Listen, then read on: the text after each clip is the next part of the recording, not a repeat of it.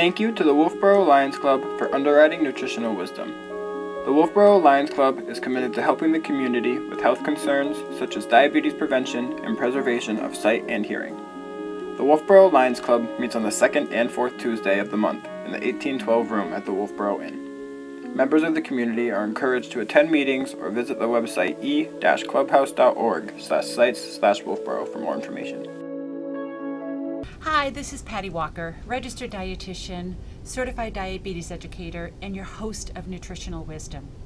Today will be the first in an interactive series of diabetes classes. I will be using materials from the Diabetes Conversation Maps, which are the same that are used in many certified diabetes programs.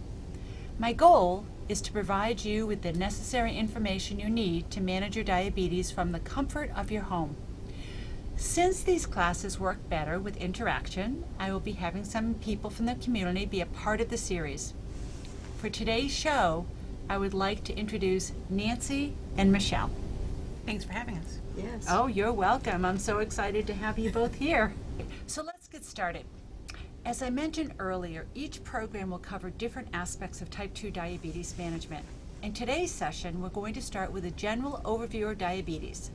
This includes exactly what diabetes is, some common myths about diabetes, and the feelings that you or your loved ones may have about diabetes.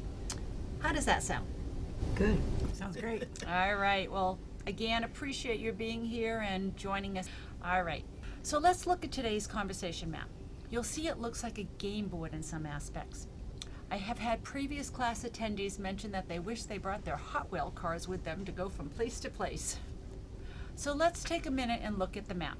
What are some of the things that you see or notice? Well, there's a lot of dead ends, That is true. Yep. a little Lot of- confusion, Yep. a lot going on. There is a lot going on. Our goal is to simplify what you see so that we can help you and people at home manage the diabetes better. In regards to the map, let's begin by focusing on the bottom left of the map. When it comes to managing your diabetes, you are definitely in the driver's seat. And your goal is to fill the bus with as many supportive people as possible. Can you think what types of people would be helpful with you to support your diabetes? Well, husband, family members, doctor, different club groups that you belong to. Those are great. VNA, Yeah. if you have a need for that. Physicians, PCP. Yeah, those are fantastic answers. Dietitian, Thank you. I was going to say a nutritionist. little disappointed you didn't say anything about a dietitian, but you're right. So family and friends are core and very helpful because they're with you more often than all the rest of the other people. Right. But people you definitely want to have on your bus as your allies and support would be your doctor, would be a dietitian, a certified diabetes educator. I also don't want you to forget about an eye doctor and a dentist because those people would be very important with your diabetes. A podiatrist, foot health is very important, so you want to consider a podiatrist also. Never thought about that. Yeah. And sometimes people that have more complicated cases of diabetes may need to see an endocrinologist. That is a person who specializes in diabetes, maybe also called a diabetesologist, or people like a cardiologist who studies the heart or a nephrologist who studies the kidneys. These are important people depending on any complications you might have from diabetes, and our goal is to prevent those. So, yeah. All right. So all those people are going to help you with the important decisions that you would need to make and manage your diabetes. So let's get to what a definition of diabetes is. Okay, so in your own words, how would you define diabetes?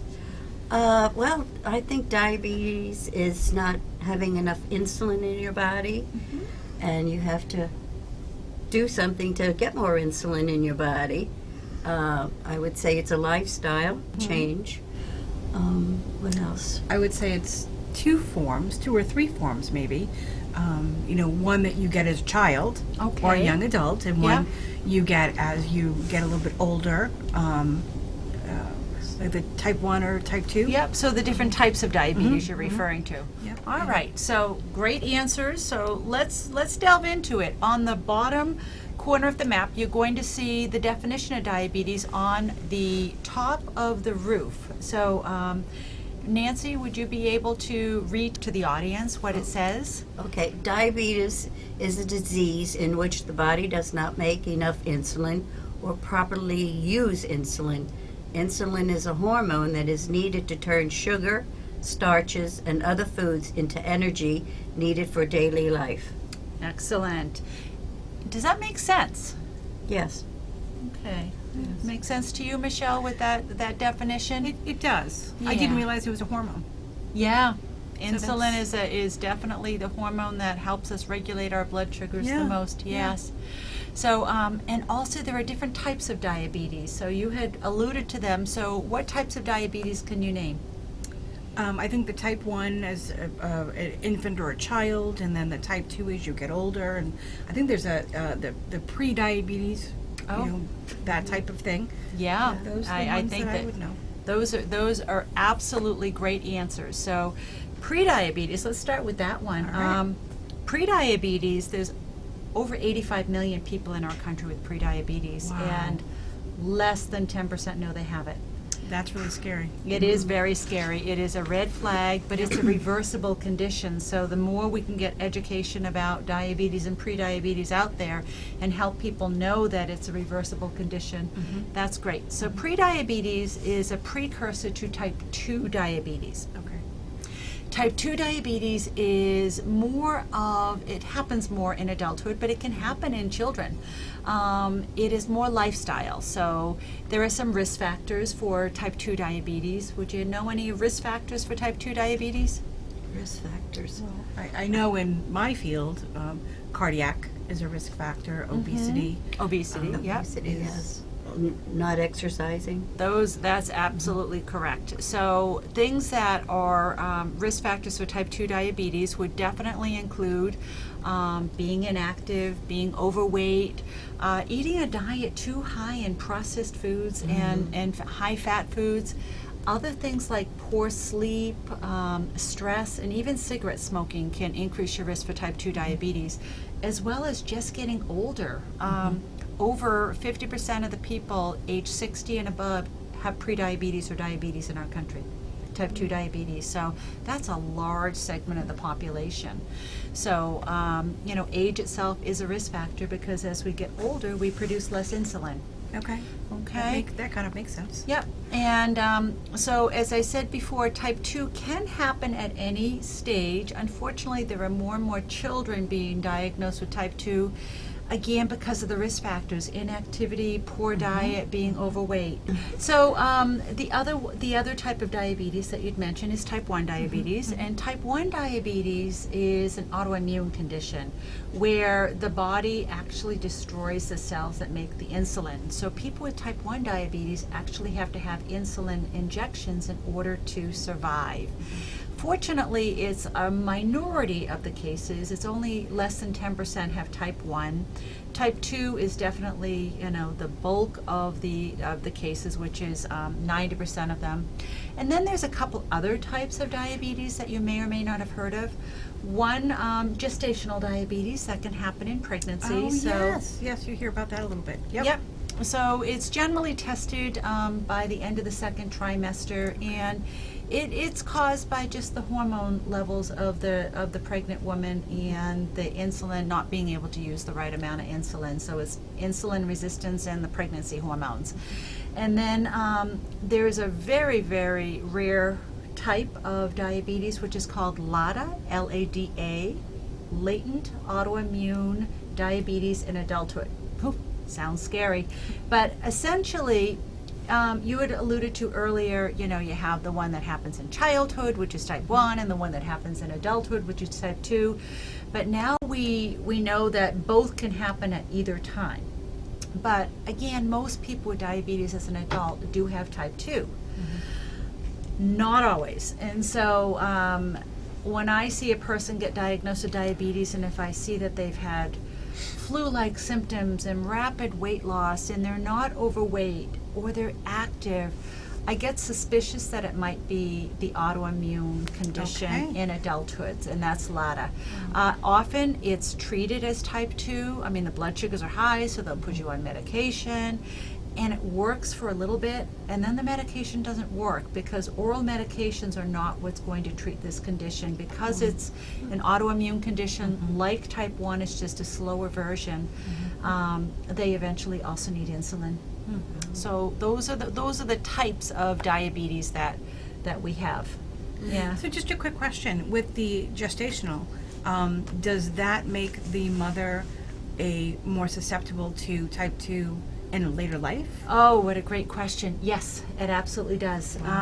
Generally, after the pregnancy is over, the blood sugars return to normal, but it's super important during pregnancy, if you do have gestational diabetes, to manage your blood sugars, because there can be complications for the baby. One of them, especially being an oversized baby, because they're getting extra fuel, and it causes, large babies would be a consequence of that.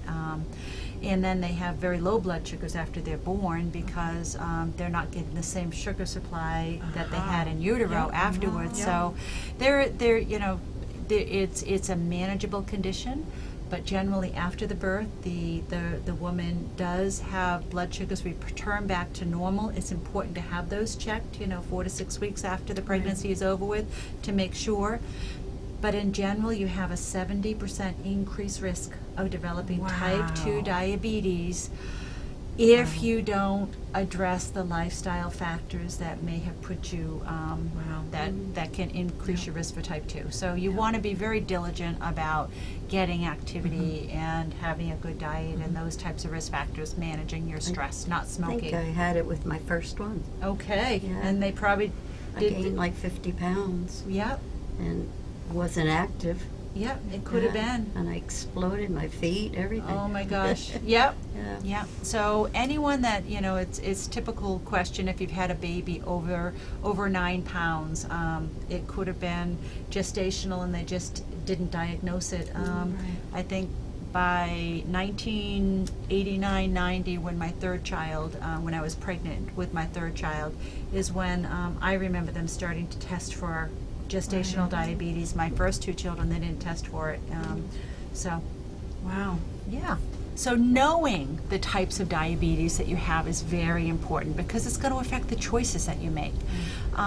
So let's get back to the map and move ahead a little bit. And you're going to see a fork in the road in the upper left section. And that fork in the road will have myths and facts. So what I would like to do is give you each a few cards. I don't know if we have enough time for 5 each, but we're going to have you read a card and then together decide if it's a myth or a fact. So why don't you start, Nancy? You are in charge of managing your diabetes. Is that true or false? True. You I'd agree say with that? true. Yeah, it is true because, your support team's there to help you, but you are the person that makes the decisions on a day-to-day basis. So good job. All right, Michelle. All right. The main problem in diabetes is blood glucose. I'm going to say the main problem, I'm going to say no, it's a myth. Okay, It's a so, combination of a lot of things. all right. I would say it's a myth too. Okay, actually, it is a myth, but the main problem is not enough insulin. Insulin. Wow. Yeah, so insulin is what causes the glucose. So, yeah. Yep. All right. Smoking increases the risk of complications of diabetes. I would say true. True. True. Yeah. Next. Can you lower high blood glucose with high fiber foods? I'm going to go for yes on that. All right. How about you, Nancy? I would say true. Okay. So, believe it or not, that is true. Most of my class attendees in the past have said, oh, no, that has to be a myth. How can that possibly be? But fiber actually slows the conversion of carbohydrates into glucose, so it does lower your blood glucose level so that your body's able to manage it better. So good job. us. Congratulations Yeah, we're on doing that good. one. Yeah.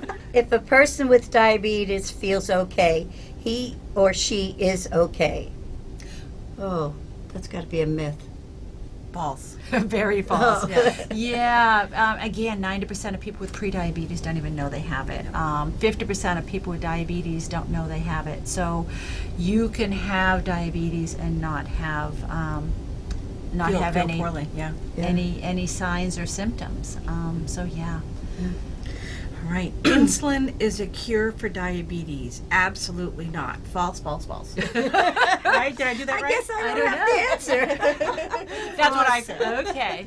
No, insulin, and that's an interesting one. So my dad actually died of type 2 diabetes, and he had a sudden heart attack, and he would have said that was true, because he thought when he was prescribed a medication, it was like an antibiotic treating the flu, or not the flu, but a bacterial infection, that taking insulin cured his diabetes. And the cure for diabetes is getting to the underlying root cause, which is the insulin resistance and why the body's not using insulin. So insulin is not a cure for diabetes. Gotta kind of peel the onion. You do? Nice. Yeah, I like that analogy. Nancy? People with diabetes can't eat sweets or chocolate. False. Well, you hope so. You hope so.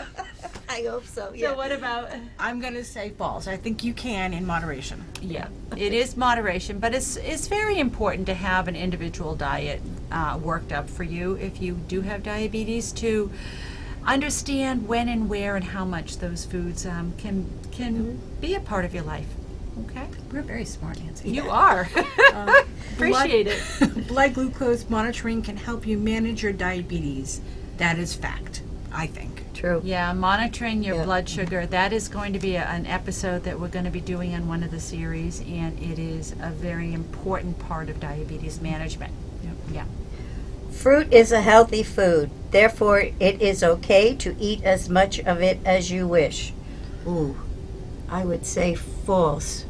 You can have fruit, but not as much. Yeah, I kind of thought that fruit was not good because it has its own sugar. Well, yeah. Yeah, it can be confusing. Yes. Yeah. Yes. So fresh fruit is the best option when it comes to fruit. It has lots of vitamins and phytonutrients, and it's an important part and should be a part of a person's diet with So diabetes. it's true? You can't have as much as you want of it, though. Oh, okay. So you're tricky. both trying to Tricky. correct, because the fruit does have sugar, and sugar, is called fructose, and that will increase your glucose, which is your blood sugar. So eating too much fresh fruit, or any type of fruit, but especially if you eat too much juice or dried fruit, your blood sugars are going to skyrocket. What about mainly berries? Is that less in sugar than, say, bananas and Great oranges? question. So yes, the berries have the most amount of fiber, so they have the least amount of impact on Okay. blood sugars, but I have learned that everyone's individual. I've had people that say they can eat watermelon and it doesn't touch their blood sugars. Meanwhile, other people say, oh, one piece of watermelon, my blood sugar rises 100 points. I love Yeah, I always thought it had more sugar in watermelon. Well, there's less fiber. Less fun. So it's the fiber that Okay. alters the way Okay. that the blood sugars react. Getting back and to then, one of the original questions. And then the portion size, because a portion size of berries is 3/4 of a cup of blueberries, but a portion size of a banana is a 4-inch banana. So They don't if make you- them that small. They don't. So you have to get the large ones and cut them in half, or 4-inch.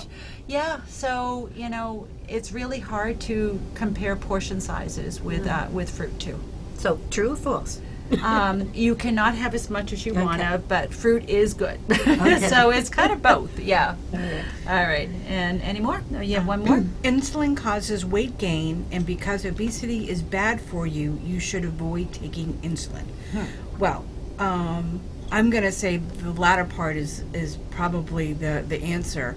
You should avoid taking insulin, which is wrong. So I'm going to say this is a myth. Okay, and what do you say? I would say false, too. Yeah, so depending on your stage of diabetes, some people aren't diagnosed with diabetes for years after having it, and by that point their body has slowly produced less and less insulin. So insulin is absolutely an important medication option for persons with diabetes, because once you're diagnosed with diabetes, the number one thing we try to do is prevent low blood sugars. The number two thing we try to do is prevent long-term complications. So depending on what your ability to produce insulin is and how long you've had diabetes, insulin could be a really, really important medication option for you to prevent long-term complications.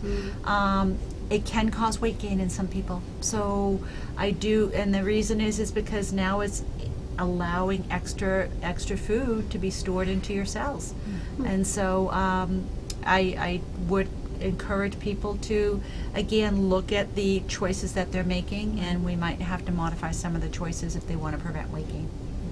All right. Well, thank you. That was fabulous. You did a great job with those questions. Thank you. Informative. Yeah. Yes. So how about any other myths that you might think of? Have you been told myths that now you're like, I wonder if this is truth or myth? Yes. Well, you can eat. You can eat forever and not get diabetes, but eat as much as you want. I think that's a false. Yeah. Again, that's an individual thing, because about 10%, 9 to 10% of the population has diabetes, yet 2/3 are overweight or obese. So, you were like, how is that possible that you can be overweight or obese and not have diabetes? I mean, it does depend on our DNA and genetics and the types of food you eat, so it is complicated. But I will say, if you have diabetes, eating whatever you want and just treating it with medication is not treating diabetes. You are increasing your risk for long-term complications, because you're not ever addressing the root cause of what the diabetes is. You're just kind of putting a Band-Aid on or masking it, hoping that the medication is going to treat it. But the medication treats the symptoms and may get the blood sugars in better control. But it's still, my dad had great blood sugars and he died of a heart attack. So there was still the damage going on behind the scenes. Yeah. Now, is another myth or truth, is diabetes hereditary? Great question. So type 2, well, actually with type 1, they find that there is more of a genetic disposition in family. It runs in families. With type 2, it is certainly a risk factor. But we now know that lifestyle and environment can alter the DNA, your genes and your DNA, so we can actually switch on and off those chronic disease DNA triggers in our DNA sequence. So if you do have a family history of type 2 diabetes and you want to prevent it, then doing good lifestyle choices, eating a healthy diet, being active, maintaining a healthy weight, not smoking, are all important things that you can do, that you have control of, to hopefully prevent diabetes. Keyword, control. Yeah. You have control.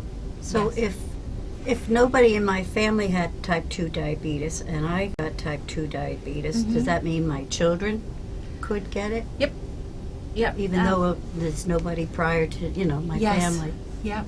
Because my dad has it, so I'm one of 5, and right now none of my siblings and I have prediabetes or diabetes, but I actually have had blood sugars in the pre-diabetic range in the past that I have gotten back to normal, and that's my goal, is to keep them there. So I'm pretty vigilant about that. That's great. So, and the other question is, sometimes you have people say, oh, you're a person with diabetes, or you're diabetic, you can't eat that, or they'll say something that you know is wrong. How do you deal with that? Well, when they say you can't have that, and I would say, well, I could probably have Watch a me. little bit. Watch me.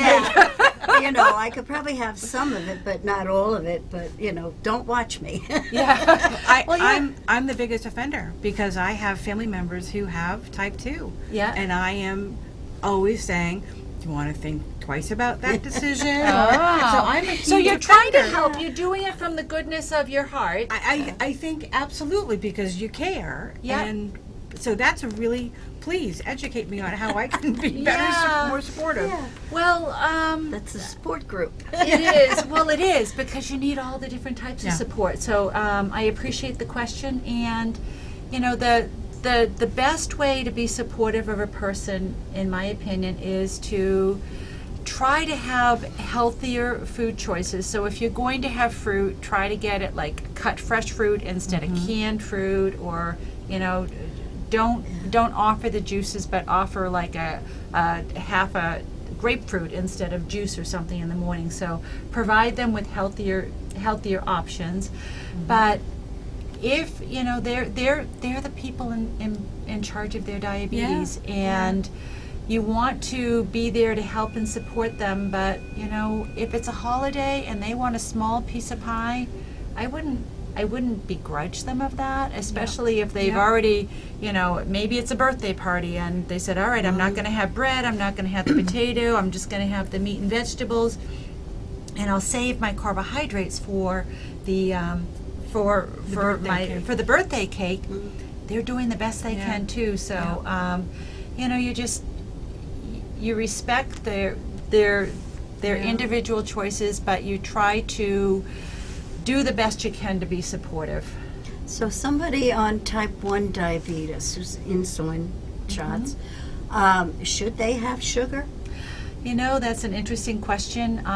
So sugar, whether sugar is allowed in a person's diet with diabetes, I'm going to say yes. Any person with diabetes can have sugar if it's a controlled amount, so it's not too much and not excessive, so to speak. Okay. But type 1, they actually count their carbohydrates far more diligently because they have to match their insulin intake to the amount of food that they're eating. And type 2, they can sometimes not even have to count carbohydrates and just avoid juices and sweetened beverages and get better control. So the management is very different. Okay. Yeah. Do they take once a day, 3 times a day? It generally is at every meal, because our pancreas would be secreting insulin. Anytime the blood sugars go up, the pancreas would be secreting insulin. So depending on what they ate at their meals, they would need to do that. Yeah. So every meal. Wow. And then we're kind of maybe getting off topic a little bit, but it's not just what you eat, but what you drink. If alcohol or wine or type of liquor. Yeah. So in alcohol, a lot of people don't understand, can cause low blood sugars. Really? There you go. I love the I guess we're not so smart. Yeah. So if it's beer or an alcohol with a mixer, that's going to have some carbohydrates, so that's not going to have the same effect as if it was like a glass of wine or a hard liquor. Because what happens is our liver actually detoxes alcohol. So when you drink alcohol, it doesn't go through the digestive tract. The carbohydrates would if it was beer or like rum and Coke, the Coke would. Okay. But the alcohol portion actually goes through your stomach lining directly to your liver. Because your liver needs to detoxify that. And another thing your liver does is break down stored glycogen and contributes to blood sugar. So if your liver is detoxifying the alcohol, it's not contributing to blood sugar. So if you do have alcohol and you are a person with diabetes, I recommend not to do it on an empty stomach, and to have it with like a handful of peanuts or a small snack or as part of your meal. Okay, didn't know that. Good to know. Yeah. There we go. All right. So how do you stand up for yourself for people that are kind of bullying you about what are you eating that for? It's hard. Yes, it is very hard when they mean well. They do mean well. And that's a great point to understand from their perspective, that they do mean well. They are your support, but you just have to say, okay, I'll just have a little tiny piece. Maybe that'll stop them. And sometimes just saying, I'm doing the best I can. Yeah. I appreciate your help and support. I'm doing the best I can. And you don't always want to have to justify all your decisions, but if it comes from love at both ends, that's probably the best you can do. Yeah. And this is very eye-opening for me. I can back off a little bit and let them make their own decisions and be there to be supportive. So another thing is, where do you get good information about your diabetes? When you want to manage your diabetes and you now have diabetes, where do you get your information from? The So doctor, confusing, yeah. the doctor, dietitian. Who else? Well, The web, WebMD or Cautious, red flags. Yeah. Google. But no, those are legitimate. That's where a lot of people, I would say the Right. majority of people do online searches to find out what they can learn about diabetes. So, so your doctor is a great place to start. A certified diabetes educator, a dietitian, eye doctor certainly for your eye health. But programs like this and attending,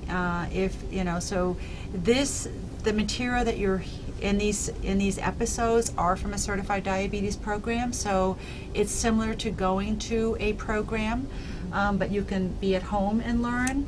But attending certified diabetes programs, you need as much education as possible. There, and it changes all the time. I can't It's tell so you. confusing. There's a commercial, every other commercial is about a new diabetes medication. I would say I became a certified diabetes educator 10 years ago. I just renewed my second cycle and was training to be an educator for 4 or 5 years before that. In that 15-year period, there's at least 20 new medications. Yes. At least. It is very, very confusing. And since that time, also, we were told it has to all be about carbohydrate counting and controlling Yes, carbohydrates. yes. But if you think about it, controlling carbohydrates controls the blood sugar, which makes it appear that your diabetes is in good control. But sometimes, depending on the length of the diabetes, and with my dad, his blood sugars were great. His A1C, and we'll get to what that is in a different episode, everything looked great on paper, but he still had the long-term complications of diabetes going on. He had the neuropathy. He died of a heart attack. So there's potential for that long-term complication if we don't address the underlying cause, which is the insulin resistance. So, And I think there's so much caution out there. Everyone's saying, the physicians are all saying, diabetes. It's an epidemic now, but no one's really giving us the information to well, treat that's it what or- we're trying to change. Exactly. And the Lions Club is trying to change that, Yes. which I am so thrilled and proud of them. That's a strategic objective of all the Lions Clubs internationally, is to educate and prevent the incidence of and long-term complications of diabetes. So we're getting out there. I mean, it's happening, and this is an important part of education, so thank you.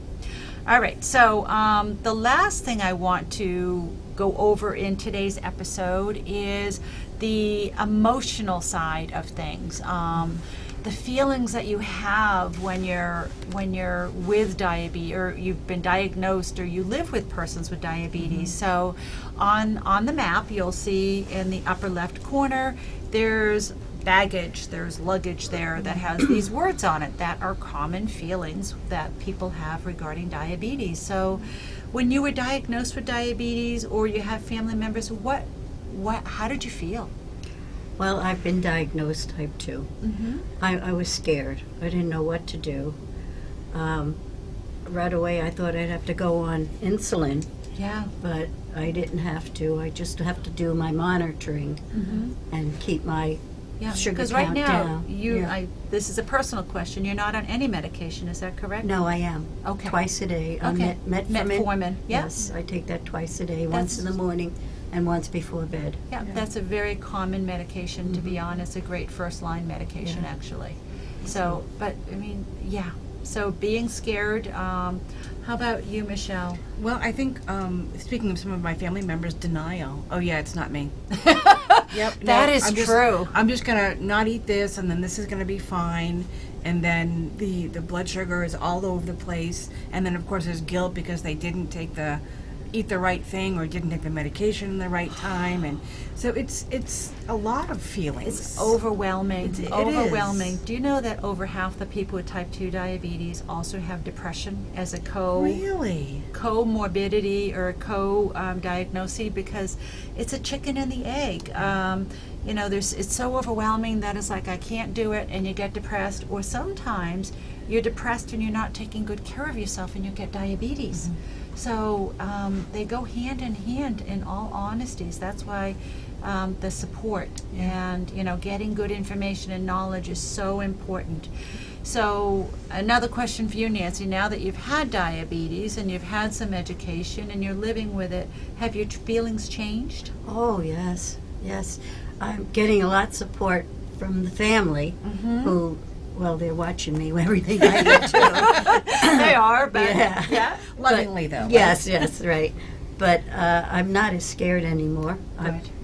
keep doing my testing, and Yeah. it's been low. I've lost 26 pounds, which I'm that's glad. awesome. Nice. But Yeah. it's still hard to lose the weight. It is. But my sugar has been down, and I'm happy.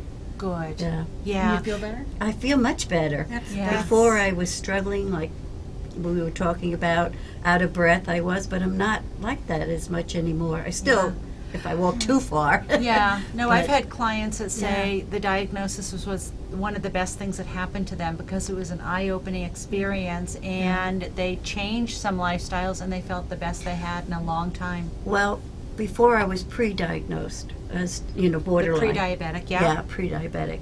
And I just thought, that'll go away. I can eat whatever I want, right? And donuts and Yeah, that's the fallacy. But it didn't that's, work. That's when prediabetes is a reversible condition, and that's where we really need to get to the masses. And I know the Lions Club is working hard on that. I'm working hard on that. And if you're a person with prediabetes, please come see me, and we can really we can map out a plan to help you identify what your risk factors are and why you have prediabetes and what we can do about it. I think some of my family members who have type 2, they're like, oh my gosh, it's a death sentence. Oh, here we go.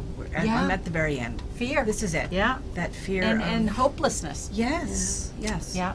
So hopefully shows like this and getting more information out and getting, and just taking control. So knowledge is power. So the more knowledge you have, the easier the decisions will be and the better control you'll be in. And that's, it's a journey. It's not about 100% perfection. It's a journey.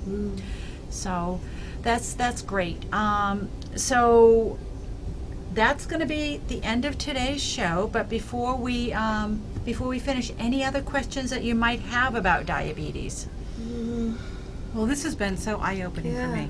I'm You've glad. answered a lot of questions. Oh, she has. And she's a real asset to the Lions Club. Oh, well, thank you. It's fun. It's a passion of mine. As I said, my dad died of diabetes, so I don't want, I know the importance of the knowledge and the power, and so that's good. Please feel free to share these videos with family members and friends, and it's important that they get access to accurate information so that they can make the decisions they need in their quest for living a top quality life for persons with diabetes. So until then, we wish you good health. Thank you, Patty. Thank you, You're Patty. welcome. Thank you both for coming.